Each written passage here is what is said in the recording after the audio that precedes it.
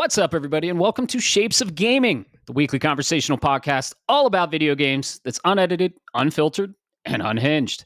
I'm one of your hosts, Matt Stenson, Neocharge on PSN, and joining me, as always, you know him, you love him, the Retro Gaming Encyclopedia. We're on episode number 20, Bob. Leon Lyon Hartley. Bob Harriman. What's up, dude? Oh man, I'm fucking tired. If I'm being honest right now. You and me both. Yeah. But it's all for a good cause, you know. Our listeners will know about this soon enough. I'm a little surprised. I don't want to unbox the present, if you will. But yeah, it's been keeping me kind of burning the candle at both ends this week, between gaming and this and work and life and family and the bills and the government and who knows what else is going on. But I do have something, a little something for you, a little surprise. My wife was out. Shit. Yeah, my wife was out shopping, and as she does, it's that time of year, right? She does the Christmas presents. She does the stacking up.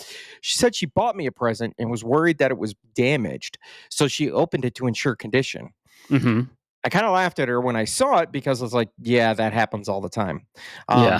But I am sitting here with a copy for our listeners out there. This is a PS5 copy of Hell Is Us by Nacon here, Rogue Factor. I'm looking forward to this. I just unfortunately, and even my wife said, I understand you can't play it right now because we're in that lull right before the next big thing hits, at least from my perspective. I know a lot of people are out there going on the rails or off the rails or whatever you want to say for Silksong. But yeah, that's it's been keeping it going, man. Keeping busy. How you been? Very cool. Very cool. I've been all right. Been doing some work for Shapes. Been doing the Discord stuff. We have a surprise for everyone this week, so I won't talk about what we've done. And yeah, man, just trying to stay in shape. Fall's upon us. Fall's amazing in Colorado. Getting those good beers out there and one-wheeling a little bit. So that's been fun. And we got some news from MagFest, so preparing for that. And they kind of changed the game a little bit this year, which makes it a little bit more streamlined for the hotel stuff. So I've been focused on that. And of course, my job, Mac OS and iOS 26 are dropping soon, Monday, actually. So that's a big thing in the realm of my career. And I'm getting ready for that. So yeah, that's been life for me. And it's busy, but manageable for sure. Yeah.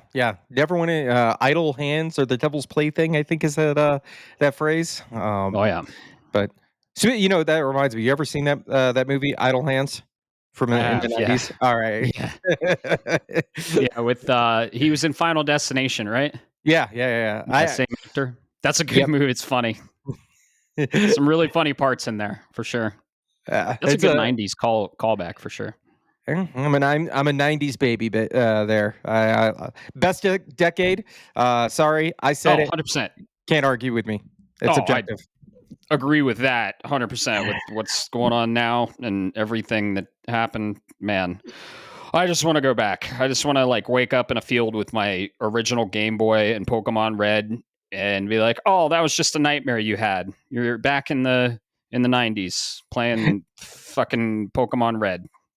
As long as you don't end up with the Skyrim wake up where it's like, hey, you're finally awake and you're about to be executed for crimes you don't know about by a society that you don't even understand. But you know what helps that make me want to go back to or helps with that nostalgia.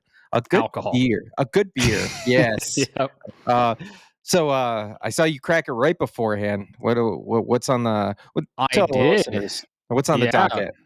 This is one you brought over because we share beers, and this is amazing.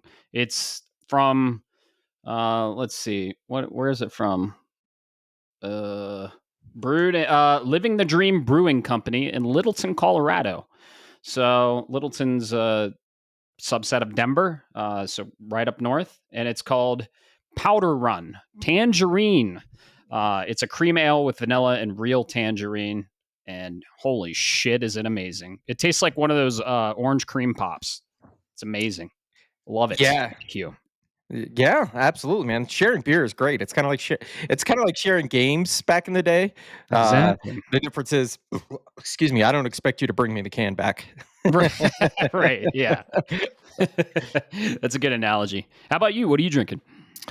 So I think you mentioned this before, so you're gonna have to help me on this. It's right out of Okay. another little place in or so outskirts of Denver, if you will. I call Hmm. anything north of Castle Rock for people that know Colorado.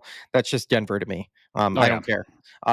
This is out of, and I'm not, don't mean trying to be mean. It's just the way Right. my brain operates. But this is out of Aurora, Colorado. It's from Launchpad Brewery. Oh Uh, yeah. this is it's called the Strawberry Moon. It Hmm.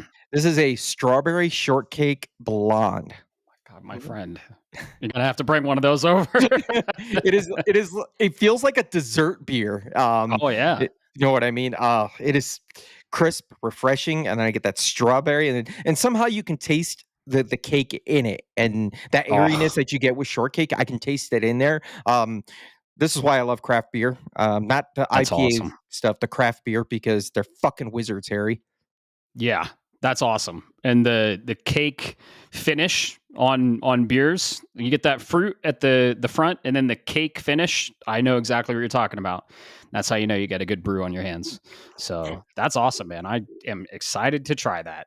And then, as always, you can take one out of my fridge. And man, I don't know. I need to go on a beer run for sure because I'm getting thin.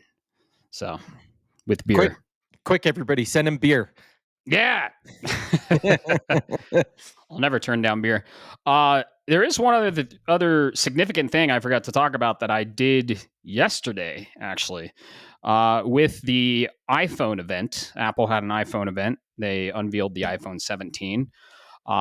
It was underwhelming, in my opinion, the event. So, but I had an iPhone 10s, and iPhone 10s won't go to iOS 26 Monday. So I had to upgrade. I had that phone for 8 years, and I finally took the plunge, and I got an iPhone 16.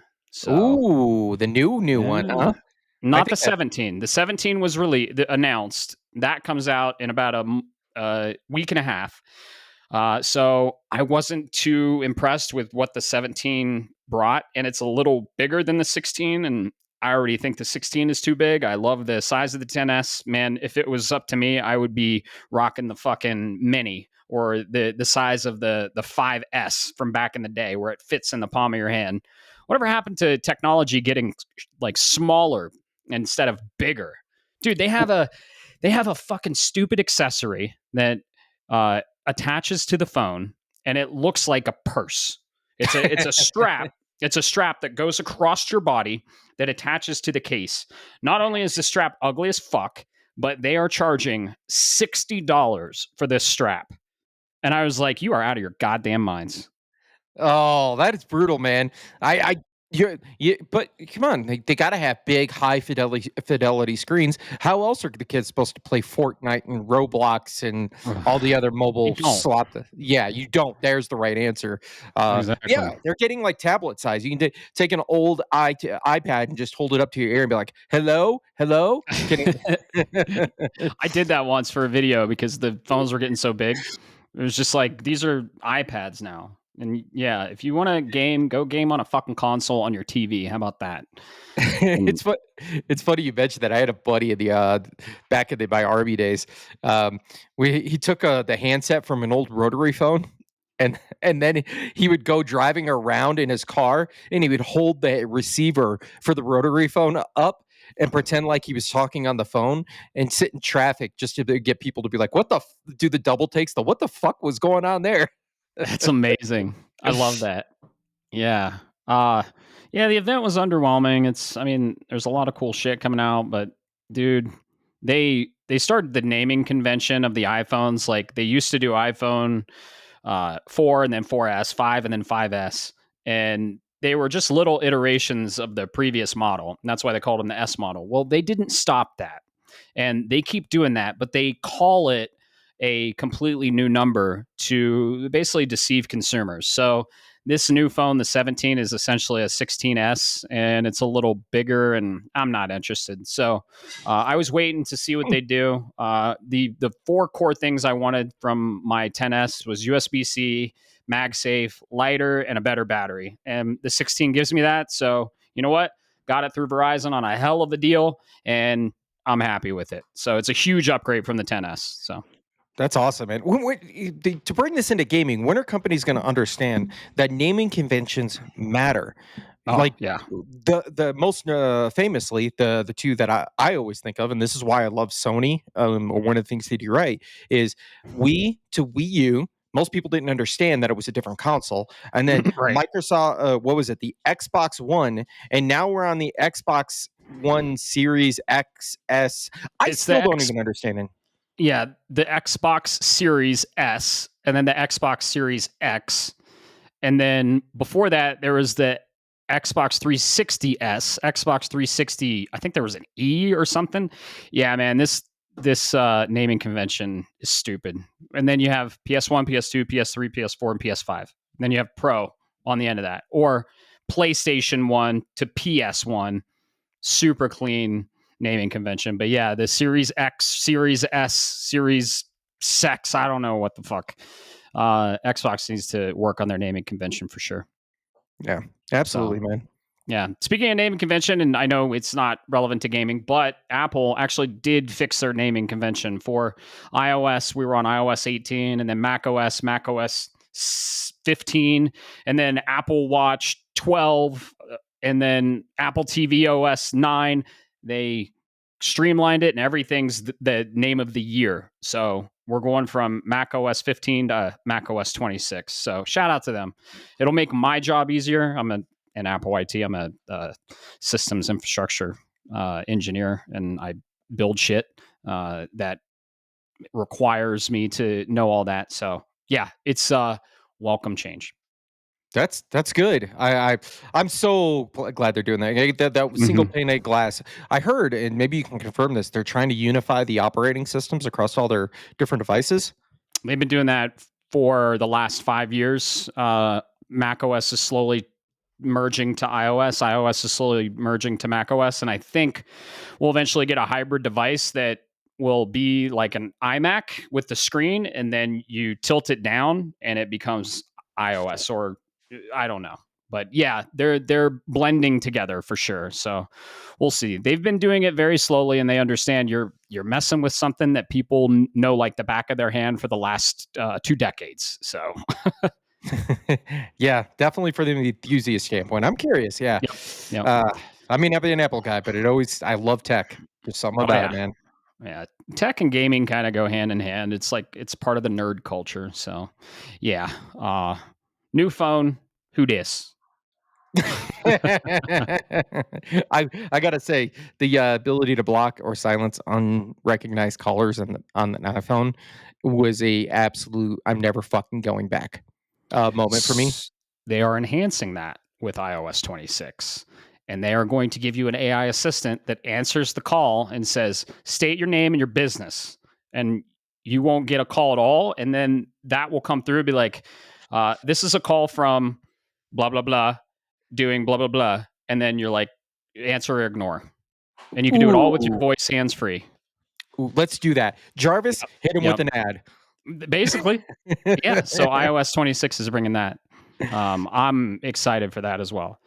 So yeah, and it's gonna filter spam in the texts, and you know how you get all the texts, and it's gonna use Apple Intelligence AI, whatever the fuck they want to call it, to filter more spam stuff. But yeah, I'm excited. How about we get in some housekeeping? I guess we can do that now. Let's get the show going. Yeah. Yeah. So we're doing some cool things on Discord, if you haven't noticed. And we had an idea. We've done spoiler casts in the past, and we were like, hey, what if we created some spoiler channels? So we have a new section called, or category, if you will, on Discord called Games Spoilers in all caps. Okay. So the top channel is going to be a way to request a spoiler channel. So go in there, say, hey, I want to talk about this game, and I want to crack it wide open and talk all about spoilers, and request that, and then we'll create that channel. We have a few channels created. We have Hollow Knight Silksong, of course. I've been playing the shit out of that. I'm going to talk all about that. Not spoiler, of course, on this cast, but once I finish it in the Discord, Borderlands 4, MGS Snake Eater. If you have ideas for more channels, we just started with the 3. Let us know. These channels are going to have spoilers. Okay, don't enter the channel unless you've beat the fucking game. All right. It's a channel. It's very dangerous. If you don't want to know what happens in Hollow Knight Silksong, don't go in that channel. So all the other channels are going to be spoiler free. But I was like, you know what? We like talking about games, and we like talking in depth about the story. And if 2 people have beat the game and they want to talk about it with spoilers, then I think we should create channels for that. But here's your warning: there's going to be spoilers in there. You know that big capitalized spoilers word there? Yeah. So if you go in there and you get something spoiled and then you complain about it, I don't know what to tell you. I'm gonna say, hey man, that's on you. So those channels could be very dangerous. If you don't want stuff spoiled, don't go in there. But most importantly, if you finish a game and you're like, oh my god, I want to talk about this, like when we finished Claire, like there was you wanted someone to talk about it with, go in there and spoil the shit out of everything. So yeah, I think that's a good idea. We had a couple requests for that, and I was like, yeah, that sounds good. I'm gonna do that. So I'm trying to figure out how to automate creating the channels. Right now, we have to create the channels. We have to get that notification that says, hey, create this channel. We'll create the channel, but I'm trying to figure out how to automate it. But yeah, we can do it for now. So yeah, that's kind of a little like book club, if you will. Once you're done reading the book, go in there and talk about it and spoil the shit out of everything and go deep into the loins of the game. So kind of like our spoiler casts. Yeah, that's a good call out, man. I'm glad you called that, because I saw the different games in there, and then you just now mentioned it. I'm like, oh yeah, shit. It says spoilers at the top. Yep. I mean, I'm less sensitive to those, but yeah, definitely keep that in mind, folks. Everybody has their sensitivity level, and we're trying to accommodate to all spectrums. Yeah. Question mark? Yeah. And that's a good point. If you don't care about spoilers, go in there. I mean, if you want to be surprised with the game, I don't understand how people can't care about spoilers. I don't get it. I always love to be. I'm very sensitive to spoilers, almost to a fault, and that's a me thing. I let people know up front. I know other people like this. I know many other people like this, but like I don't like fucking anything spoiled. And if someone does happen to spoil something, I'm like, hey, just to let you know, I'm like, I don't like spoilers. That's a me thing. I the only thing I can do is let you know. But a lot of people are sensitive to spoilers. But if you're not, and you just want to know about the game, go in there at your own risk. So, yeah. Let's see what else we got. Part of the news we're going to be talking about is a Nintendo Direct happening Friday, very early in the morning for us. But I was invited on a live react stream by the wonderful Ryan Barrett and his partner Carrie. They're going to be doing a live stream on Metroid Database, twitch.tv/Metroid Database, also youtube.com/at Metroid Database 1. I guess he didn't get the original Metroid Database. That's okay. I'm going to be there. I'm going to be on camera. I'm going to be representing Shapes of Gaming, and we're going to be doing a live reacts to the event. This event it's supposed to be big, and I'm pretty sure we're going to get some Metroid news out of there. So I'm going to be part of one of the biggest fan sites on the web for Metroid. I'm going to be part of their live reacts. So tune in, have some fun, watch us lose our shit, watch us predict wrongly or predict rightly. But yeah, it'll be fun. So that'll be this Friday. I think we're going to start at like 30 minutes before and talk about our predictions. So that will be 5:30 Pacific time AM, and then 5, 6, 7, 8:30 AM Eastern time. And that'll be 6:30 a.m. my time. Can you I'm gonna even be get up tired. that early? Can you even I'm get up gonna that be early, man? up for this. Yeah, I will. Okay, all right. Because I honestly think we're going to see Metroid Prime 4. I think we're going to get a new trailer. We'll talk more about that in the news, which we're about to get to. But yeah, that'll be fun. Doing a live reacts. Shapes of Gaming is going to start doing live reacts whenever we get that shit figured out. That's all I'm going to say. It's a really complicated and a lot of shit to figure out, and we're getting there. So we have a team behind it. They're working on it. So yeah. Where can people find Shapes of Gaming, Bob? Yeah. Just like somebody I met on the street this week who asked, I said, pull up your phone and go to your browser and just go to shapesofgaming.com. And you will find the landing page where you've got access to all of the resources within this community, the Discord, YouTube channel, your podcast listening service of choice, whatever you would like. Feel free, go check it out. If you're new here, or even if you're not, definitely subscribe and like it and give us some good comments and provide some feedback. We look forward to it. We take it all serious and take it to heart, good, bad, and indifferent. And look forward to chatting with you. Matt and I are always on, one of us is always on that Discord, kind of passively watching as things go along and trying to shape the conversation. So once again, go to shapesofgaming.com. Yeah, it's all about gaming, talking about games, nerd culture. We have so many channels for different things. Everyone has a great time there, and all we ask is don't be an asshole. So simple rules, and we have fun on there. So yeah, Bob and I are very engaged with the Discord, and yeah, if you also have any questions for the cast that you want us to read off on one of the episodes, there is a channel where you can ask questions, and we have read them. We've got a lot of food questions, and those have been fun. So yeah, it's a fun time over there. Join up, have some fun, talk some games. What do you say we get into the news? Yeah, I guess we can go ahead and get this started, man. Unless you got, oh yeah, no, never mind, disregard. Let's light this fire. Yeah, there we go. So let's start off with the quick one, since you already mentioned this. This is bringing it in. This broke just today. Nintendo Mm-hmm. confirmed the rumors that were circulating, and not only did we get, are we getting a Nintendo Direct, we're getting it Friday, which Mm-hmm. is the day after you guys are hearing this, or it goes live, should I say, to the community. Um, but this is confirmed to be the longest direct that does not include a console launch direct. So for all you PlayStation fans out there, this is pretty much the equivalent of a showcase versus a Mm-hmm. state of play. 60 minutes. And like you said, it starts early in the morning, man.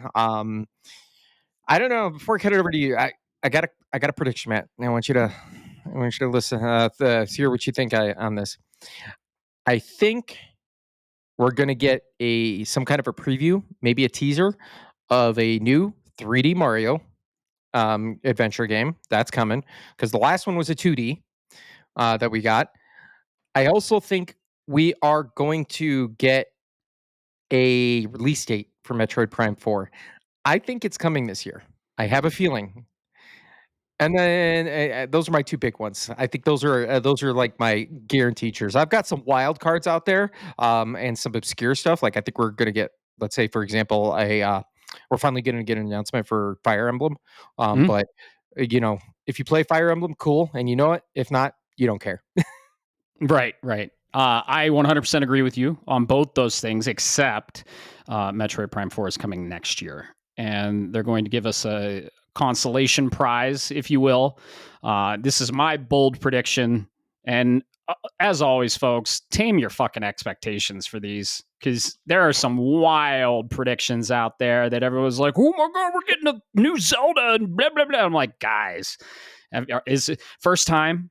Is this your first time?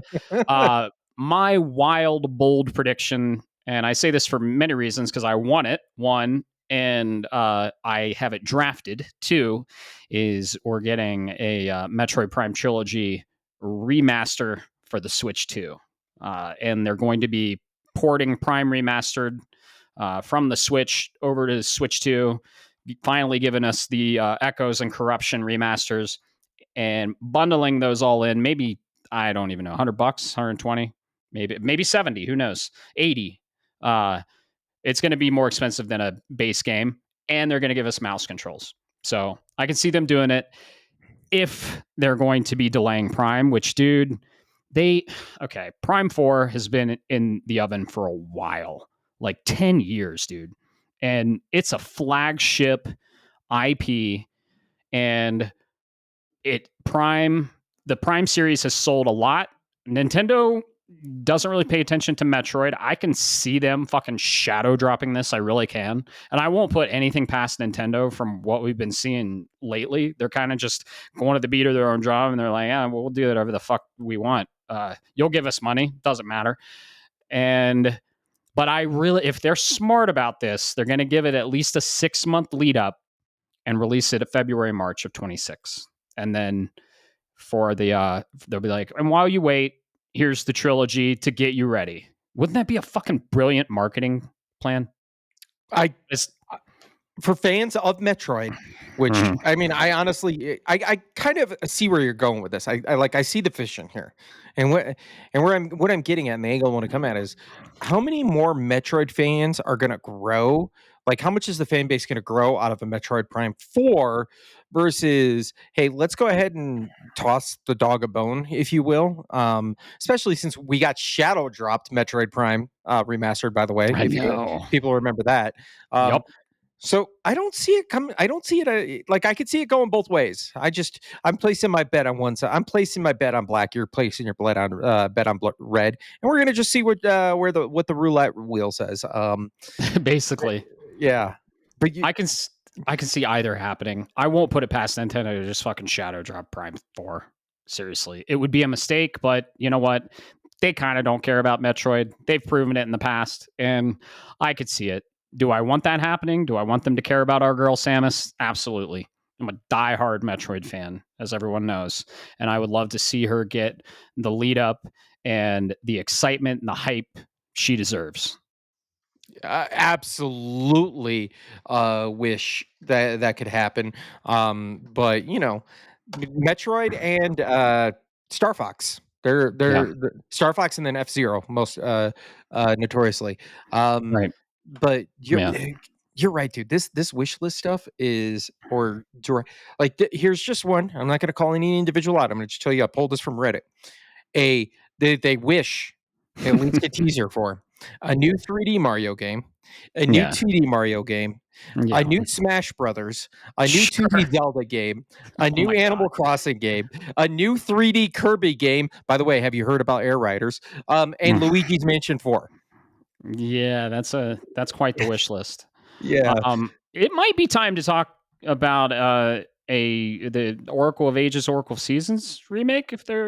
That might be. I agree with the 3D Mario. I think that's gonna be our show closer for a teaser, maybe a title, and that's about it. I think it'll be a teaser, and that'll be releasing holiday 26. But yeah, they might. The Oracle games might be a little surprise tomorrow. Have all the players there: Metroid, Zelda, Mario, and maybe. Well, we already got Donkey Kong. Donkey Kong's this year, so yeah. Give us a new Star Fox. That'd be sweet. Yeah, please. Fingers crossed. But we'll see, man. My expectations are low, and I am cautiously optimistic as always with these events. Yes, because they can fill 60 minutes with a bunch of random, I don't want to say slob. I don't want to be derogatory, but farm simulators.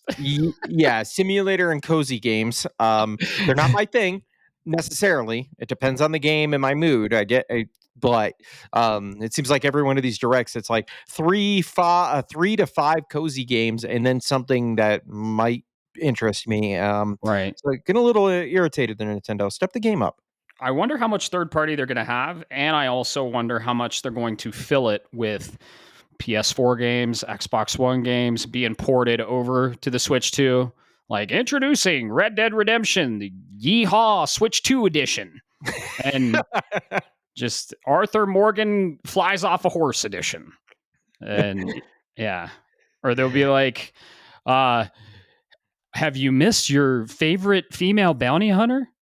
introducing Metroid Prime on the farm. Be Samus and farm the Galactic Federation fruits of liberty. I don't fucking know.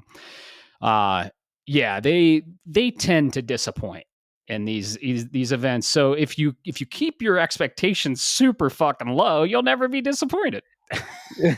You know what's gonna happen? And I'm gonna put this out in the universe, and I'm gonna apologize to you. I know you a beer if this actually happens. Mm-hmm. We're gonna see Metroid, but it's gonna be to go with the cameras and the new online service. It's gonna be a relaunch of Metroid Prime Federation Forces. Oh God. Oh no. No. Oh, but Don't yeah, put that man. out there in the ether. But yeah, Yeah, that's go ahead.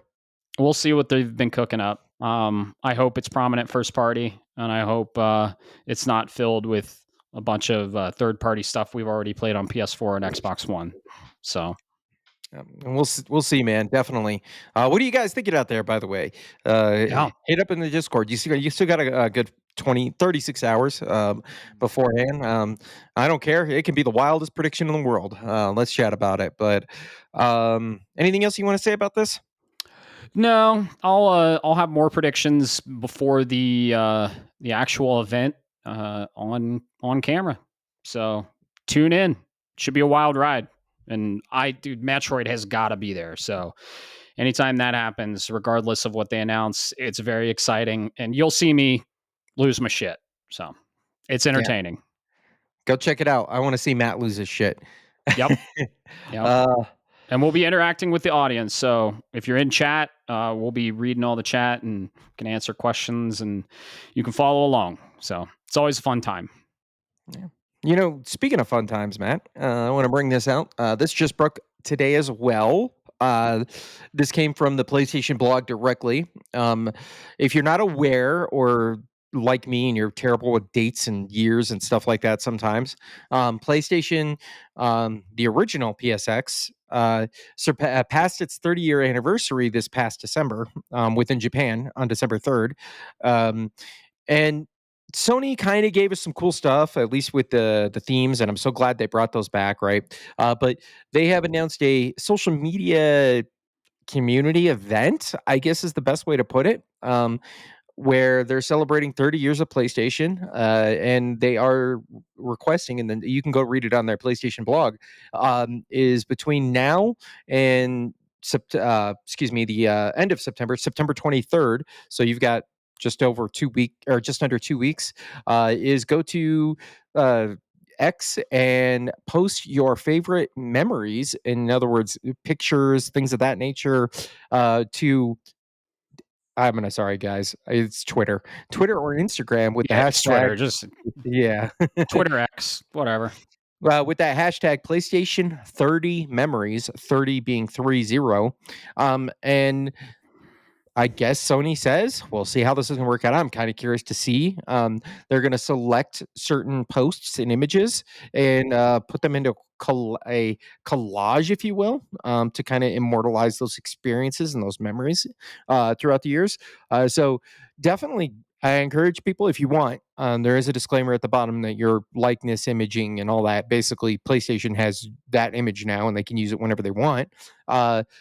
Or story, written word, whatever it is. But yeah, go check it out and participate. I'm gonna have to dig up some pictures because I'm not a big photo ops guy. But I'm assuming you got some stuff on board, Matt. Are you gonna participate in this?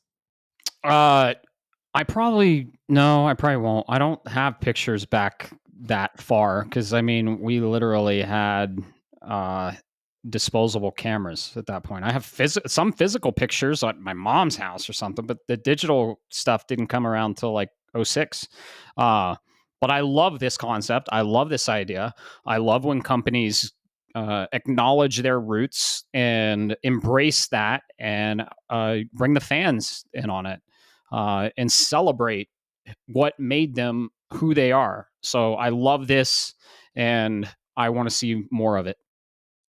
Yeah, absolutely. I love this kind of an idea. This Yeah. is almost a whoever this. I'm sorry, I just closed it out here, but it was Kristen something that wrote the Mhm. blog.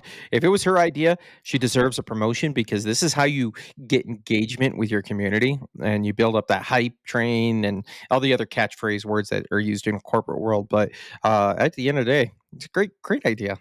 There's zero cost to it almost, and it's negligible other than your labor costs to do the collab or collage, and Mhm. you have the content being provided to you. Like, this is a win-win. Exactly. Yeah, it's brilliant marketing. More companies should do it, and yeah, I love when companies acknowledge their roots and what made them who they were. So Yeah. love it.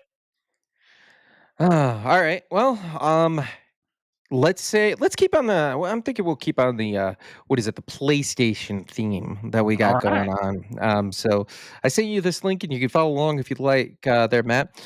This came from PlayStation blog, as of when we're recording, this was 5 days ago, so just Mhm. a little after we finished. But PlayStation posted their PlayStation Store August 2025 top downloads charts. Um Keep in mind, this does include, they do break it down based on PS5, PS4, VR2, and then there's even break it down further with free to play downloads.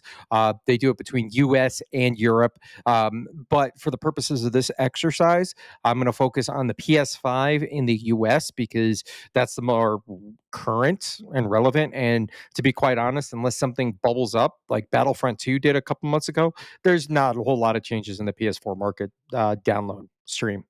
But yeah, so starting from the top, the number one game in August, unsurprising, year after year, was Madden NFL 26. That's just an annualized game, and that just tells you how much we end up with people purchasing the product, even if they are casuals. Number two is Ready or Not. Was a surprise. I've heard a lot of good things about that, and we can dive into these more if you want. Number three, Mafia: The Old Country. Number four, Gears of War Reloaded. It's Um, awesome. that's amazing. I love to see that for a Microsoft game, and we'll touch that. The next one on the list, College Football 26. No surprise, it is football season, so you catch that hype train. After that, once again, I do not understand. They can't keep getting away with it. Is Rockstar's Grand Theft Auto 5? Uh, Mhm. um, It's a after that, juggernaut. it is a juggernaut. Six is going to break the world, man. I tell you. Uh, Ugh. After next in line, we got Metal Gear Solid Delta Snake Eater. My personal favorite of August 2025. Love to see After it. You love to see it. After that, Minecraft. I mean, sorry, Minecraft is on there. It's always going to stay on that list. Then we go into Forza Horizon 5, and then going down that list, just looking at some of the those were the top 10. So going down a little bit more, Helldivers 2 resurgence back into August. They're in their top. This is a top 20 list. Um, Claire Obscure Yeah. still hanging on. They're Good. one, 2, 3, 4, 5, 6. So yeah, number 14 on the list. Um, and then we've got the usual suspects: Mortal Kombat 1, MLB The Show 25. And then the last two that I thought was a little funny: Grounded and Phasmophobia, Mhm. which are just. I mean, I don't want to say indies, but they kind of are in that indie realm, Mhm. and definitely hit, man. So, what about you on this list? Anything you want to, whatever angle you want to take it at, man? Sure. I love seeing Gears of War Reloaded on there. That tickles me. At number 4, that's awesome. Metal Gear Solid Snake Eater. I love that it's pretty high up. It's a new release, so I get it. Love to see it though. Thrilled that Claire is still in there, and Helldivers is holding strong too. Other than that, yeah, those are the notables for me. This is cool that they released this info. Yeah, absolutely, man. Um, I did want to point out, well, I kind of alluded to it earlier, or kind of gave you the hint.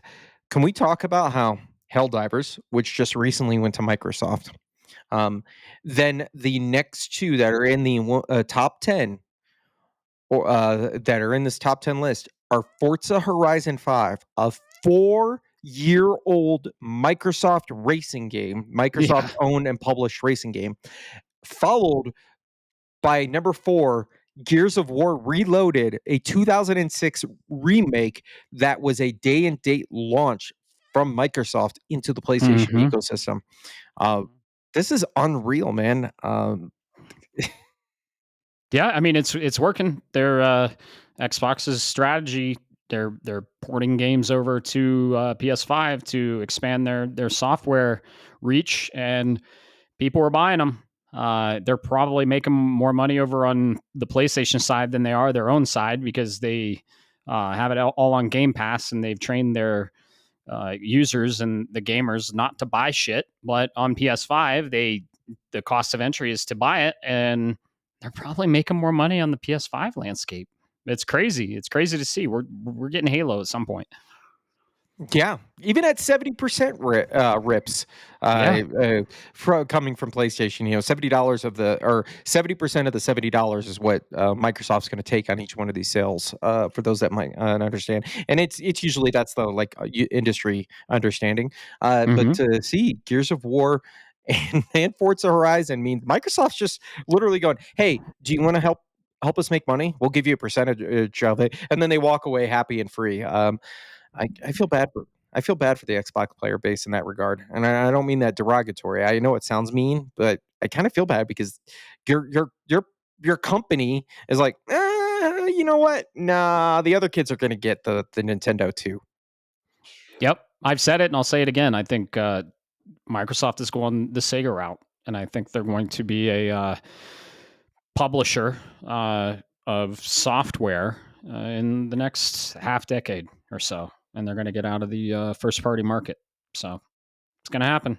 They're already third party developers on the PlayStation platform, and there are rumors for their next console that they're opening up to all stores, including Steam. And if that happens, I mean, everything's in Xbox, right, Bob? That's what they say. Everything's in Including your Xbox. PS5. Oh hell, your fridge is an Xbox. It can play Doom. Right? Yeah, so we'll see how this shakes out for them. But I think they're bleeding over there. The signs are clear, and we'll see. Competition is always good for the consumer. I hope they stay strong. I hope they stay in the game. But it's not looking good for them. So we'll see how it shakes out. Yeah. Well, we'll find out soon, especially when we hear that Mm-hmm. Master Chief come Mm-hmm. along. Um, but yeah, yeah. But if you guys are interested, you can go catch it on the PlayStation blog. Definitely take a look and see. Like I said, they break it down based on region and console as well. Uh, this last piece of news that I have for us this week, have been two legal articles that were released, and they were retaining to Nintendo. One of them has been I've seen on the internet a lot. I've seen a lot of discussion behind it.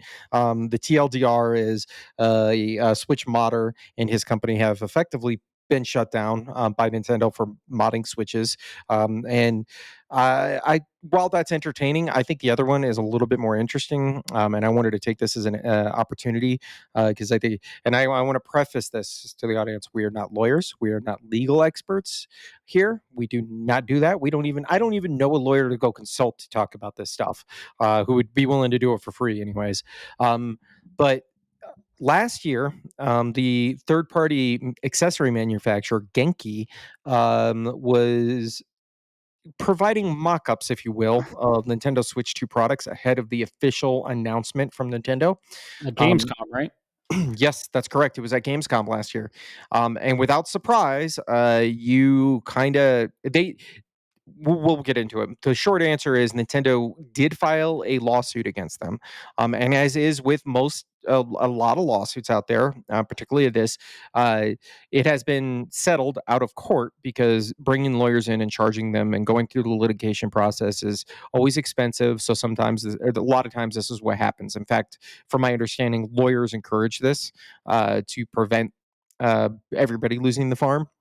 But Genki settled for a undisclosed amount, so that hasn't been publicly um, uh, given to the community. But I'm suspecting several $1 million.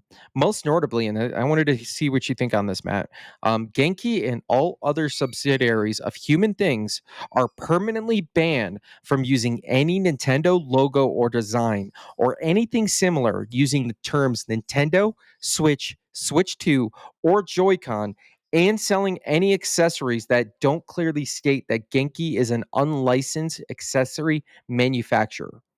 Um, on top of that, they are also banned from using Glitch and Glitch 2 brand names for its accessories because it's too close to Switch, as well as naming its news announcements Genki Direct. Dang. Nintendo brought the fucking hammer, Matt. Yeah, But I they want did. to bring it to you. What do you think? You got any angles? Whatever angle you want to take this at. Sure. I mean, when you sign an NDA and you get a product early, you gotta you gotta honor that NDA, and they didn't, and they were sloppy with it, and Nintendo rightfully came at them. And I guess they, like you said, they put the hammer down. I'm not in law. I'm not an expert in law. I don't really know about it. I know a little, but not. I'm not an expert. Uh, so I have no idea the intricacies and the details on this. But it sounds like Genki got off easy. Uh, and they didn't have to pay anything, and they settled it outside of court. And I've heard of Nintendo doing worse for sure. But yeah, this sounds like they can't even use Glitch because it's close to Switch. I mean, Nintendo was like, oh yeah, and you can't do that either. Oh yeah, and you can't do that either. Just like they're pissed, right? So they were a huge leak though, and they showed the Nintendo Switch 2 very early before, and it kind of forced Nintendo's hand to show the Switch 2 earlier than they wanted, and it created a bigger lead up than they wanted with their new hardware. So I get it. Don't fuck with Nintendo, and if you sign an NDA, read the terms and conditions, dude. Yes, and if you don't know how to read it, send it to your lawyer so he can read it, or he Yeah, and or she can read it. exactly. Speaking of giving credit where credit is due, I did get this one from Video Games Chronicle. Definitely, if you want to go check it out, go ahead. It's on their website, but bring an ad blocker. That's all I'm going to say. But it makes me think. You ever heard of that story? The kid in Australia. I say kid, but he's our age now at this point. Who got sued by Nintendo for leaking. I think it was a Mario. I'd have to go look at my history again. Mario game before anybody else, and started distributing. And Nintendo brought him down and hit him and won the case. It basically put him into bankruptcy. Uh, Mm-hmm. and then years later, he got a call from his local GameStop that he got a package, and it was from Nintendo, and it was a promotional package that included a bunch of stuff on top of it. So I don't know if you ever heard of that. Dang. No, I can't recall. Yeah, yeah. It's like talk about beating your wife and then get over your flowers. Sorry, honey. Oh my god. Yeah. Right. Uh, Oh, Nintendo. They they sometimes stretch it a little too much, and they yeah. I mean, they're dude. You don't want to mess with Nintendo. They're big and they have a huge set of lawyers, and you're probably going to lose if you go against them. So, yeah, and they're yeah, smart. they are smart. It sounded like they did really have Genki by the cojones, and just like, hey, by the way, you're going to lose, so you might as well settle with us. Oh, you want to settle? Okay, cool. Here's our conditions, and if not, we're gonna we're gonna just twist. Yep. Yep. uh, That's funny. but Yeah. Yeah, that's what we had in the news today, or this last week. There's more out there. If you guys hear stuff, I scour the web as much as I can. Try No. to keep things as much as interesting because there's articles that come out, every fucking hour it feels like, and I don't want Oh the yeah. show to be 5 hours long. So if you got something, bring it into the Discord. Always willing to have a nice little discussion. But that's all for the news this week. Yeah, definitely. And by the time you're listening to this podcast, Borderlands 4 reviews will be going live tonight, hopefully. So that's another big thing. Borderlands is on the horizon. It's releasing tonight, depending on what time zone you're in. Official release is Friday, so we'll see. I'm excited. What else? I want to talk about the Silksong patch, but I started reading it and then stopped because I was like, this is spoilers. So yeah. Silksong, we'll save that. We know it's coming up, but for those that are, if you haven't heard, Silksong is getting a patch, and there will be some balancing changes. Is the short answer that's coming along with that. things are getting nerfed, and things are getting changed. So do I agree with it? I don't. I didn't read it all, so I can't comment on it. Once I beat the game, I'll read it and then comment on it. But we have a hell of a hit on our hands. Silksong is sitting up there with Clair Obscure on the Open Critic at 92. And it came out the gate at 100 with 9 reviews. I knew it wasn't going to go there, stay there forever, but it stayed there for a little bit. And I had like 40 points on the draft. I was like, holy shit. We knew it wasn't going to stay there, but it was crazy to see that it stayed strong at like 100 for a while. But it's at 92. It might creep up a little bit more. We don't have the big hitters in there. I didn't think I haven't seen IGN's review or anything like that. So I think it might creep up a little bit more, but we'll see. I'm having a blast with it, and that's what I'm going to be talking about when we get into what we're playing, which we can do that right now since we're done with the news. What do you say? Yeah, let's fucking do it, man. Who wants to start first? Would you like to start? Because it sounds like you got a lot to say. Uh, sure. I'll start. I am playing Hollow Knight Silksong. Shocker. This is developed and published by Team Cherry, a team of 7 individuals, and it is a Soulsborne Metroidvania sequel to the original Hollow Knight, which, as you know, if you listen to our top 10 indies episode, it was one of my honorable mentions, and it's one of my favorite indies of all time. So man, what can I say? It's incredible. I'm about 25 hours in. It's longer than Hollow Knight, and it's so polished. All the environments are hand drawn, just like Hollow Knight was. The combat's tight. Hornet, the protagonist, is way faster, way more nimble than Ghost in the original Hollow Knight was. I'm playing it on the PS5 Pro. There's no performance or graphics. This game runs at a beautiful 60 frames a second, 4K from what I'm seeing. The map's huge. It keeps delivering. It has a slower difficulty curve than the original Hollow Knight did, because you'll talk a little bit about the original Hollow Knight. But the original Hollow Knight kind of like hits you in the face. It's like, guess what? This game's fucking hard. But Silksong is like, all right, we're gonna let you play a little bit, and then they hit you with a couple walls, and then you just keep getting hit and getting hit, and the difficulty ramps up a little slower this time around. I think it's because it's just a longer game, but it might also be their Silksong is a little more way more popular than the original Hollow Knight was, so they're making it a little more accessible for other people. This game is very hard. This game has way more mechanics and intricacies than the original Hollow Knight did. Uh, don't want to go into those details because I feel like those are spoilers, and they were a huge surprise for me. A very pleasant surprise where like I was like, oh my god, this is you get these now. So I'm loving it. The story's been incredible. The music is phenomenal. The first level in the game is an amazing track. Uh, it runs beautifully.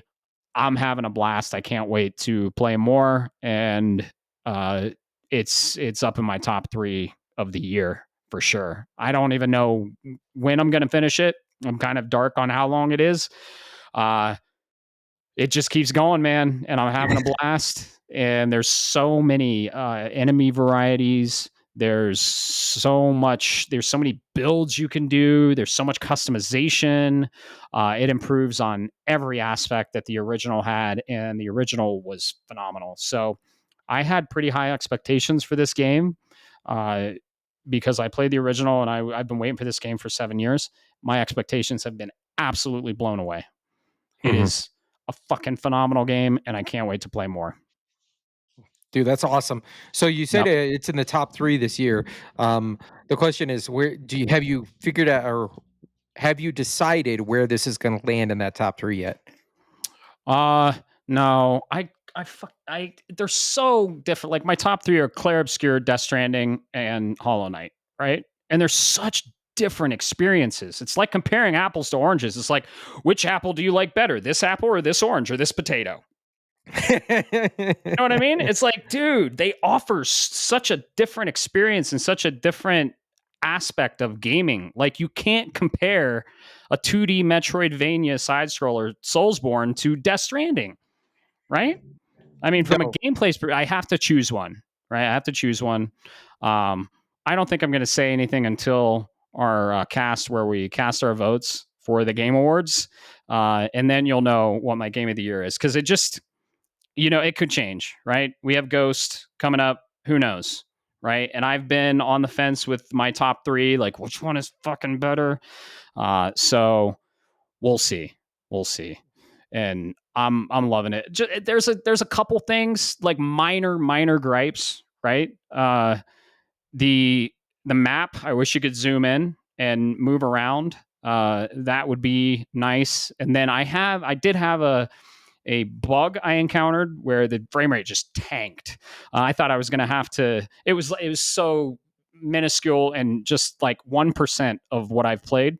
I thought I was going to have to quit the app and relaunch. I went to the other room to go to save before I did that, and it fixed itself. So it didn't create any lasting negative uh, consequences with the game. So, but yeah, and then I I wish that I don't.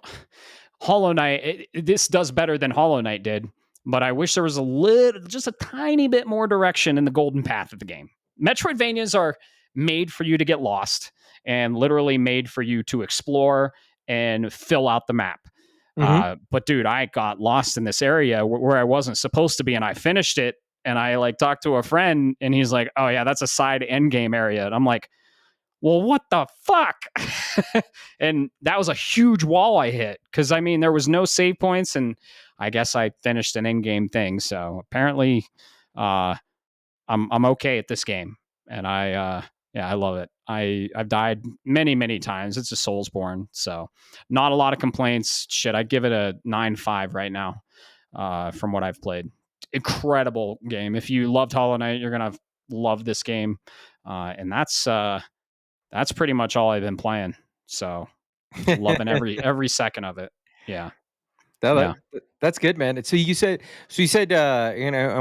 you finished an side end game, like, almost like it's designed to be post credits, and I'm saying this in air I quotes. think. Okay. I'm Yeah. just curious 'cause, you said, Metroidvanias are designed to get lost, and there is a certain element to that, and but at the same time, correct me if I'm wrong, isn't that more like a, "Hey, this is the game," either A, hard locks you out because you don't have an ability to get into the room, or B, you kinda, with a soul sense, you get a pick up and you go, "Wait a minute," the game kinda, without directly telling you, tells you, "Hey, you probably don't wanna be doing this right now, bud." Well, that's the problem with this game. This game is hard as nails, right? Pun intended. Unintended, yeah. And yeah, because Ghost had the nail as the weapon. Hornet has the needle. But this game is so hard that you don't know where the line is drawn. You're like, oh, this is just a fucking hard game. I'm going to power through, right? But then uh, uh, when you overcome a really big challenge, and then there's no bench like save spot, and then you get to another really big challenge and you fuck up there, you're like, am I supposed to be here? I don't know if it was in game, or I don't know if it was a later part of the map that I encountered earlier. But I know it was really hard. It felt like it was too hard, and there's a reason for that. So yeah, it just pointed me that direction, and I might have figured something out that I shouldn't have figured out until later in the game, and I just went with it, and I overcame it. So that's it's been really fun.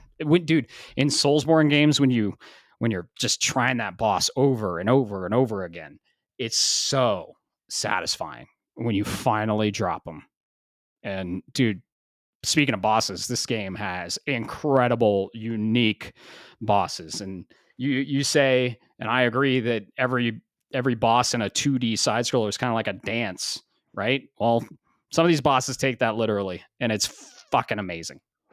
That's awesome, dude. I'm glad to hear that. And I'm glad you're enjoying it. Yep.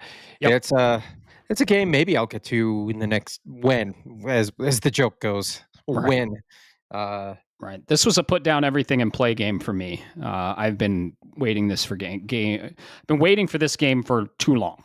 So I was so hyped. And yeah, I put everything down for this game. So Speaking of Souls game, I don't know if you saw that. I think I sent it to you, that image of Ghost from Hollow Knight handing off the clown wig and nose to the hunter from Bloodborne and saying, "Hey, it's your turn now, buddy." Yep.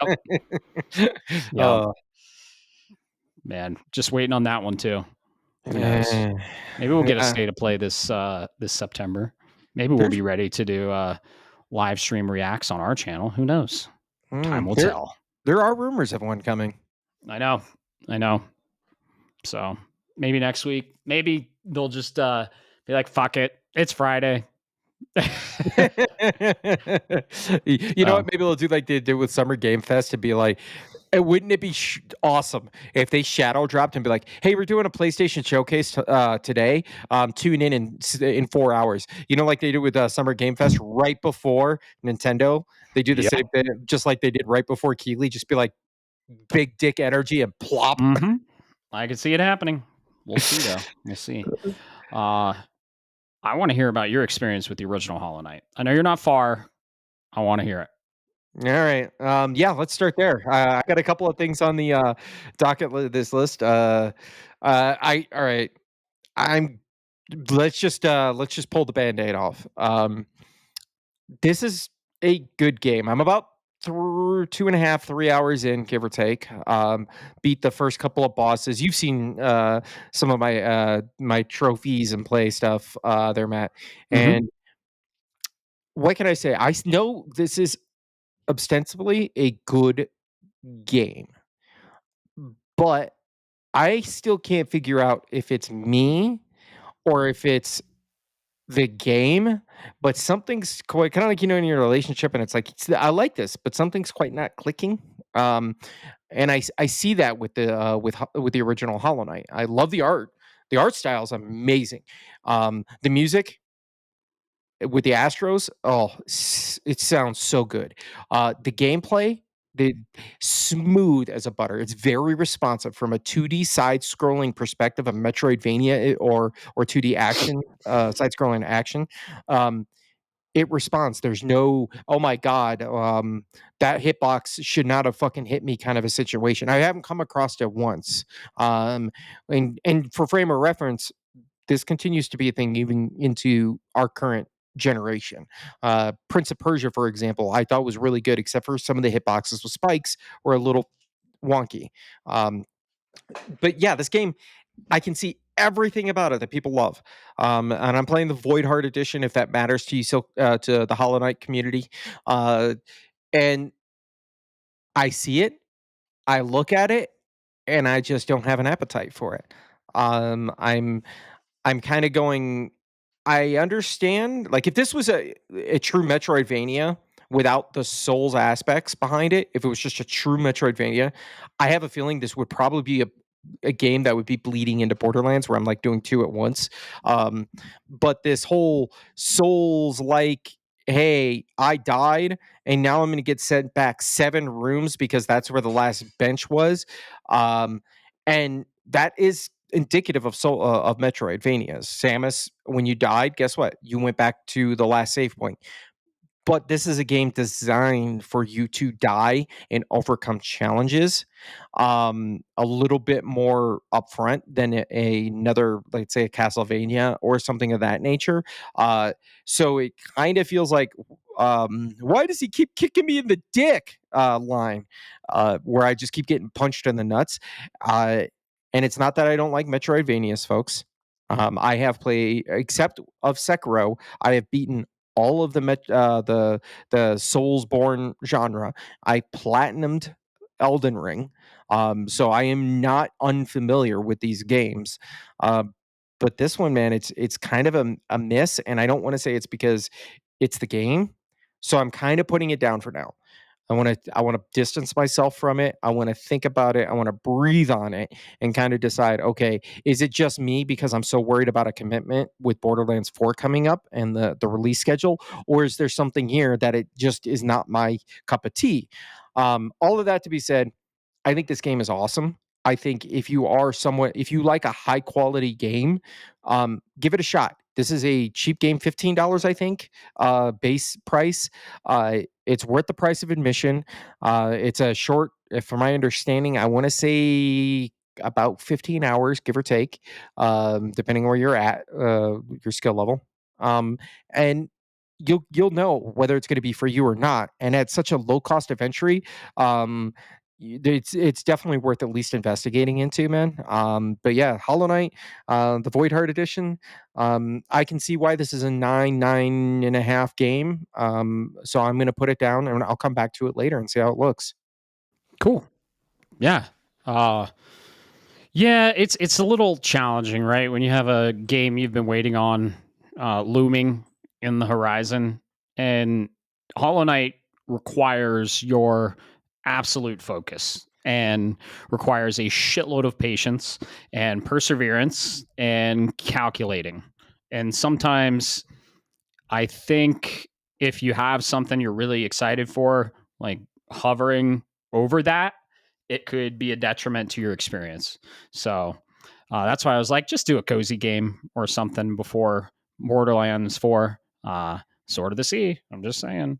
Just Um, kind of what? Oh, is that you're going to talk about that too?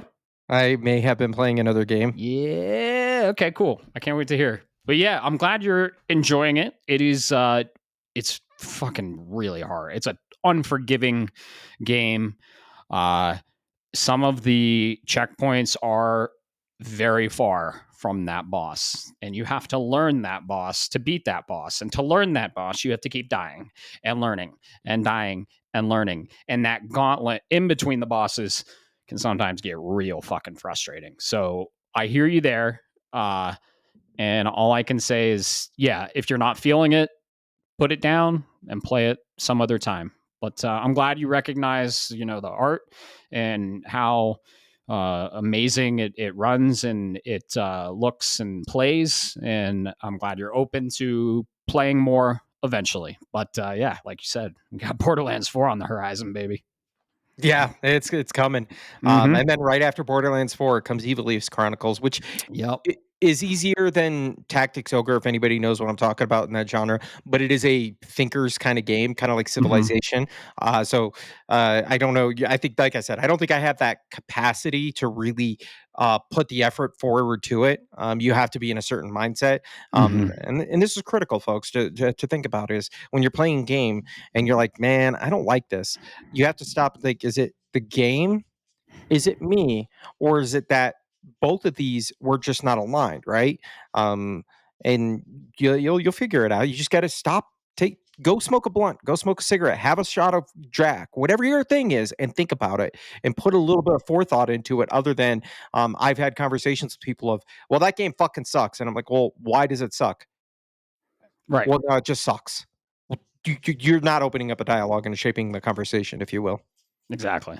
Yeah. Um, Very well said. But you Yeah. know how I know I'm not I think you know how I know I think it's my mood, on this, Matt, How? is, the other game I'm playing. You mentioned Cozy, right? Mm. Um, Yeah.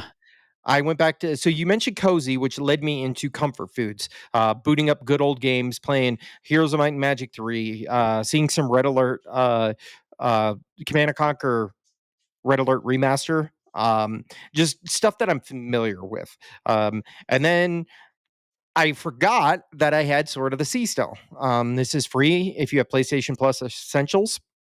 Um, and got about an hour and a half into to it on my first playthrough, and then said, you know what, let me check this out. I'm gonna play it. I'm in a mood for a cozy game. Cracked open a couple of cold beers, and I finished it. I Um, was gonna say if you drank a couple, you probably finished it then. yeah, I did. Awesome, man. Dude, that ending, right? So what I gotta say, yes, I want to get there. Sword of the Sea is interesting in a way that you can only experience because there is no UI. There are no battles. There are no you can get some lore, but there's not a bunch of characters that are gonna speak to you. There's not a bunch of, uh, fluff, in that regard. It's very open. It's very direct with what it wants you to do. It helps guide your hand. There's no lives. Like, I've accidentally flew off a ledge and I was like, "Oh, fuck, I wasn't supposed to go there," and then you just get teleported back, right? So it's very low stakes in that regard. Um, this game surprisingly fucking rules, dude. It shocked me, to a T. Uh, what I and I wanted to see what you think about this, because there's only so much I can say without spoiling it. Right. Um, when the PlayStation 5 was coming out, we had Astro's Playroom, and Astro's Playroom showed you what the power of the PS5 can do between the haptic feedback and the audio design and the way how smooth everything felt, with its graphics and its particle effects and things of that nature. We then went through several years of good, solid games, but we had some struggles along the way, to be quite honest. Horizon Forbidden West, for example, it is a very beautiful game, but it's clunky in some regards with its storytelling and its game design. Then we got Astrobot. Astrobot was very simple. It was very direct. It utilized a lot of the PlayStation 5's features, and I'm not talking the gimmick features. Sorry, Nintendo. I'm talking, like I said, the advanced rumble features, the haptic feedback, the adaptive triggering. All of that is in Astrobot, and that's why it was my game of the year last year. Sword of the Sea does this exact same thing. And what I mean is this game, while very simple and elegant, feels more next gen than a lot of the next gen games that we're getting right now. Do you know? Is that what I'm saying? Kind of makes sense. Absolutely. I mentioned this when I talked about Sword of the Sea a couple casts ago, I think, after I beat it. I was like, this game is one of the few that really shows off the power of the PS5 and the DualSense on the level of Astrobot and Astro's Playroom. Okay. 100% agree. Yeah, when you're going through the sand and you feel like the grittiness in the controller, or if you're on the tile and you know what surface you've transitioned to because of the feel, you feel this game, man. And Yeah. the load screen, there's no load screens, and the speed. Like I remember when Keeley showed off the UE5 demo where that girl was flying through the canyon. Well, Hmm. there's a point in the game, no spoilers, that you go very, very fast, and I was just like, how the fuck are they loading this all this fast? So, yeah, it shows off the power brilliantly. Yeah, it does, man, and it's the best thing about it is it was low stakes. There is a I'm gonna kind of minor side soft spoilers. There is kind of a final event, if you will, but it's even though cinematically it's beautiful and it makes you feel like you're playing. It almost reminded me of the end of Yeah, yeah, a Zelda game, I can see where that. yeah, you got this crescendo and then it kind of tapers out, and you feel there was no health bar to worry about. There was Right. no, "Oh, you made a mistake, you gotta restart it, go get good," kinda community mentality.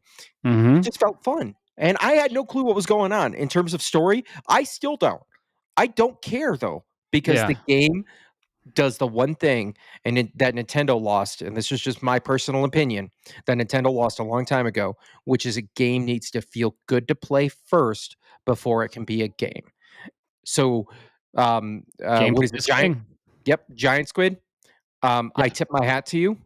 You have my interest. I am curious about your other games. I think $30 for some of them when I know what I'm getting get into is a little steep, but if I can find a way to grab them, yep.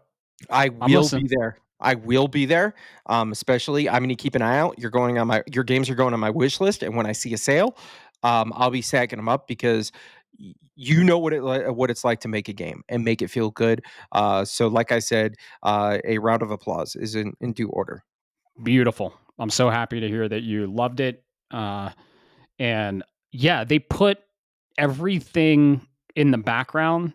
So the art, including the visuals and the uh, performance and the music, is front and center. And you're not distracted by the HUD or the health bar or the currency. It's just there's no HUD, like you said. And I think they try and put that all in the background. So what's prominent in front of you is the art. And they do an amazing job. And that music, what'd you think of that soundtrack? Oh, dude, that is an amazing soundtrack. I don't remember. I didn't look it up to see who. It's all just whoever the composer was, but Austin Wintry. Austin Wintry. That's it. Thank you. He does all their games. He did Journey. He did The Pathless, Abzu. Yep. Yeah. He's serious skill there. Keep him happy. It sounds like he is. And like you said, the HUD. This is there are moods for it. Please understand. I understand there are moods for it.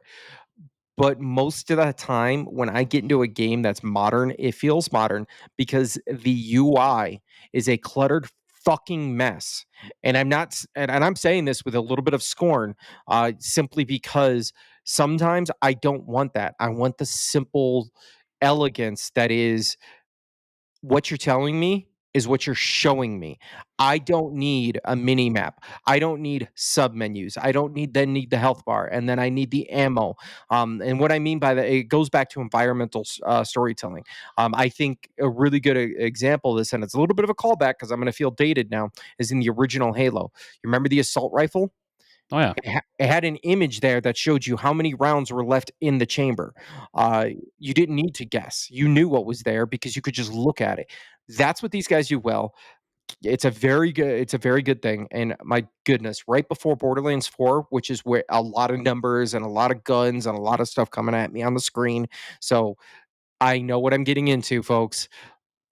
Is a good palate cleanser. Yeah, it's a good contrast and a good in between for Mhm. sure. Uh, the next game in that vein you need to play is Journey, Okay. and then Abzu, and then end with my favorite. And the reason it's a little more expensive is because it's longer Okay. and it's more. It has more depth, but the pathless. Okay. And Yeah. you'll see after playing Sword of the Sea and then playing all three of those, Sword of the Sea kind of is a combination of all of them. But Okay. All right. the pathless is still my favorite.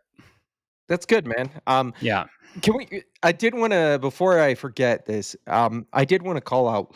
And this is not a complaint. This is just a sure. funny observation. For a game that takes you about 3 to 4 hours, give or take, depending on your mood, to finish, 48 fucking trophies, I know. I know. Yeah.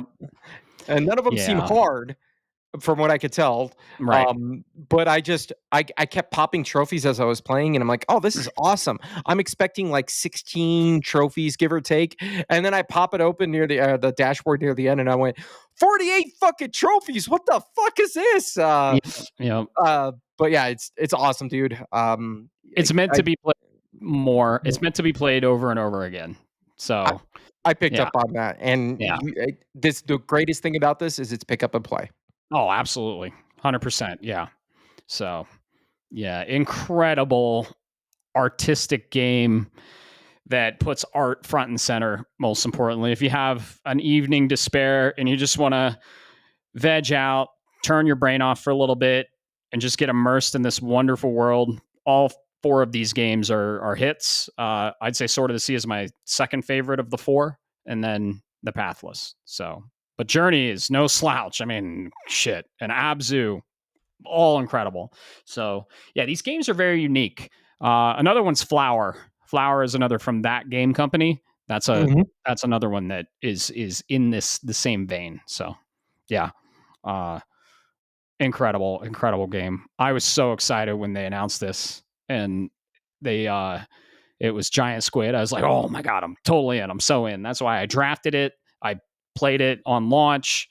What did I put down for it? I think I played it before Metal Gear Solid, uh, and I played it in between Death Stranding before I beat Death Stranding. I put Death Stranding 2 down to play this game because I knew it would be a short, cinematic roller coaster of an experience. I was 100% right, and it was incredible. I'm so glad you finished it, and I hope we both go back and maybe platinum it one day because yeah, it's fun. Yeah, absolutely.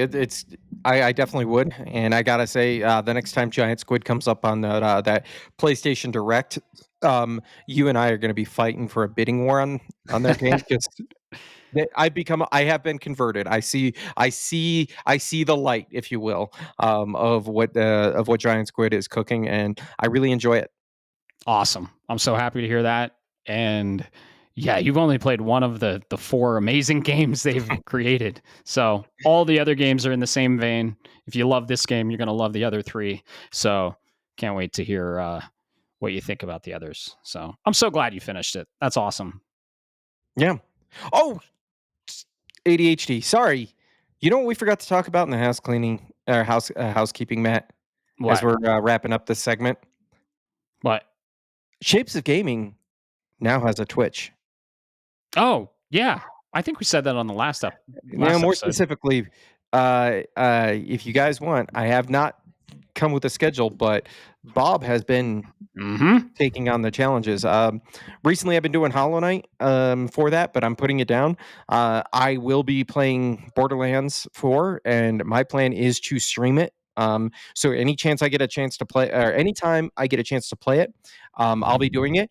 This is going to be a combination of myself solo, playing with Matt as well, and then most notably this weekend, catch me outside because I'm going to be playing with my wife on a couch co-op. She doesn't have a headset, so you get to hear her in the background as we go along. But we'll definitely be doing this, and if you guys have any requests, things you know that I play, or something that you'd like me to check out, definitely drop it in the Discord. I'm more than happy to provide new experiences. Just don't give me a please play Like a Dragon. I know that game. It's 140 hours, and please don't drop that when I'm in the middle of another JRPG. I will get to you in due time, but yeah, absolutely, come check it out. It's you'll find it on our that's on our link tree as well, correct? Yes, twitch.tv/shapes of gaming. And I'm so glad you're streaming on this. And on Borderlands, I will be on mic, so you can hear the both of our antics when we're doing that. We're planning on playing some Haze Light games. It Takes Two, A Way Out. We played Split Fiction. We didn't stream it though, and we're planning on playing some Gears of War. But these will be peppered throughout the year whenever we feel like playing them. There's a lot of fucking games to play, and I'm so glad you're streaming all of your content on Shapes. And yeah, I can't wait to play some Borderlands on stream. That'll be fun. So yeah, and we got some stuff cooking that you want to play. That'll be exciting for the viewers. So yeah, if you want to subscribe, go on twitch.tv/shapes of gaming. If you want to know when Bob goes live, you can turn on that little notification and you'll get a little push notification. Hey, Shapes of Gaming is live. Come watch Bob kick ass at all the games he's playing. Yeah, this is not I want to preface this, folks. This is not a scheduled count Bob in Thursday every 6 p.m. This is whenever I decide.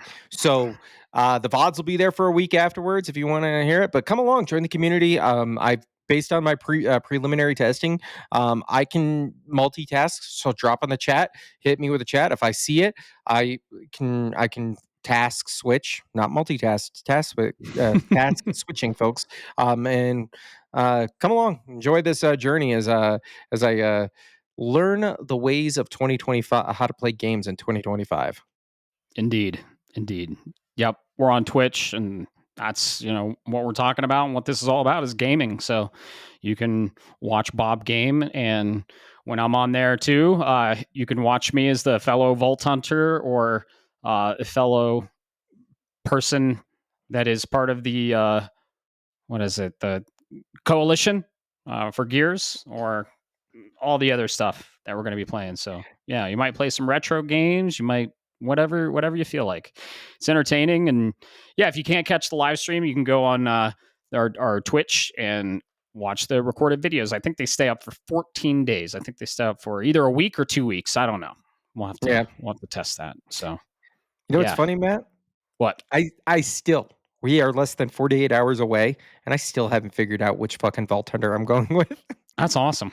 I figured it out the fucking first frame I saw her. Vex is gonna be my girl. Gonna be I always go with the Siren, so that was already pretty much.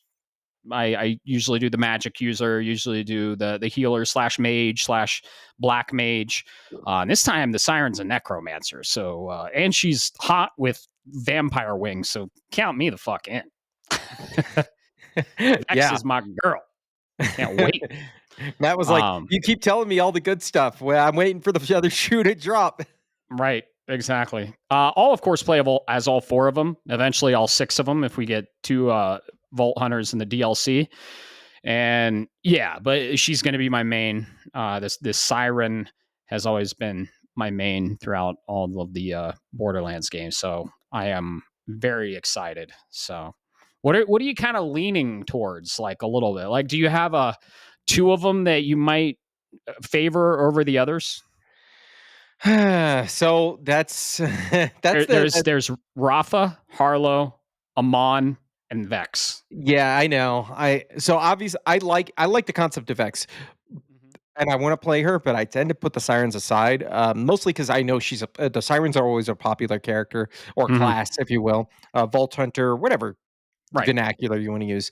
Sure. Um, but if I'm being honest, I'm kind of torn between Amon and Rafa right now. Okay.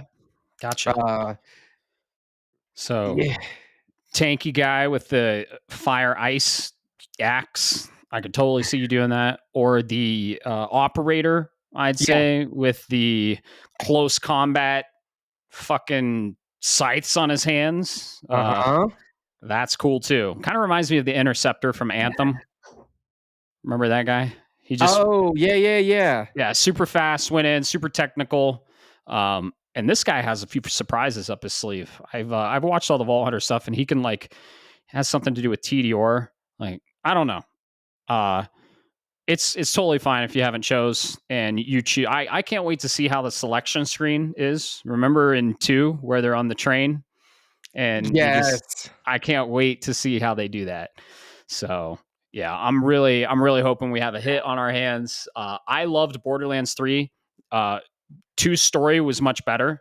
3's gameplay was and the mechanics and the feel of it was better than 2, but the story, man, the story was lacking in 3, and I hope they can marry the 2 in 4.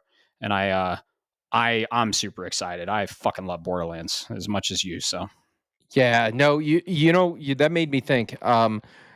This is how much Borderlands 3's gameplay was so good. I can remember a lot of my character. I remember the design. I remember what I was going for.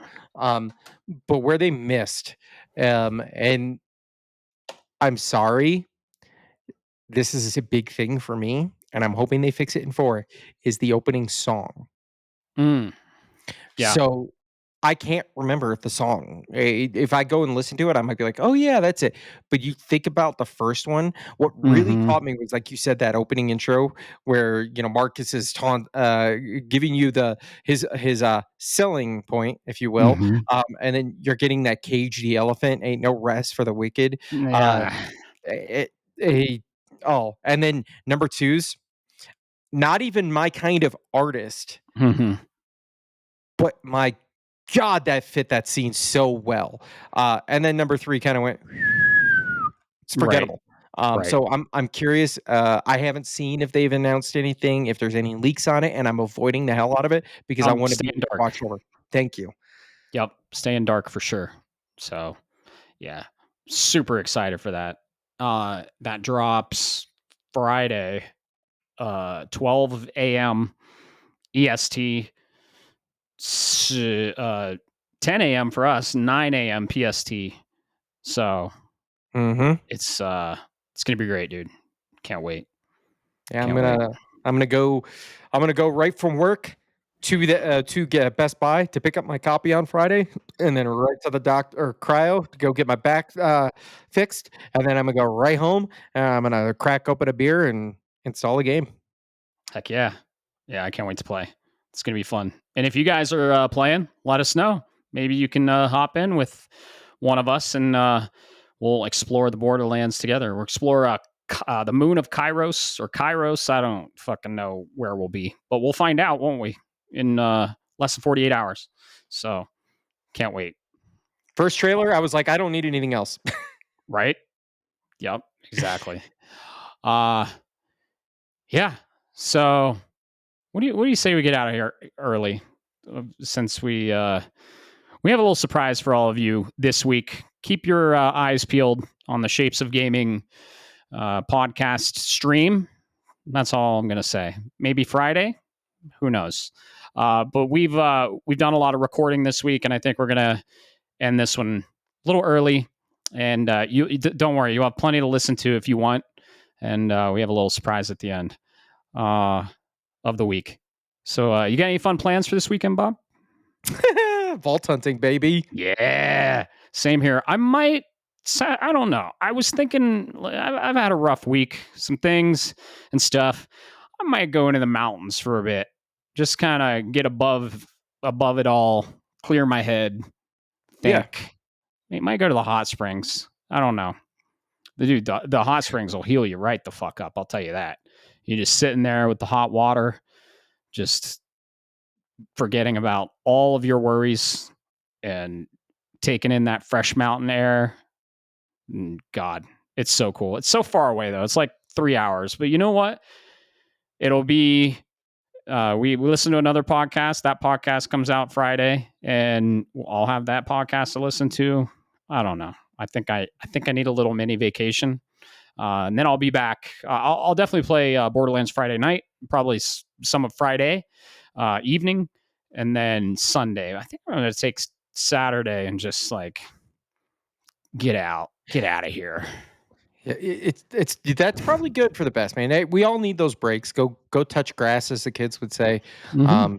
I'm with you. I'd like to say I'm going to get out Saturday, but it's going to be playing catch up. I'll be getting out because I got some yard work and stuff that Mm-hmm. I should probably do. It's getting near the end of the year, but you still got to do your thing. And then as soon as I get done Saturday with my yard work, and the wife is done with her work on Saturday, Sunday, she has the day off.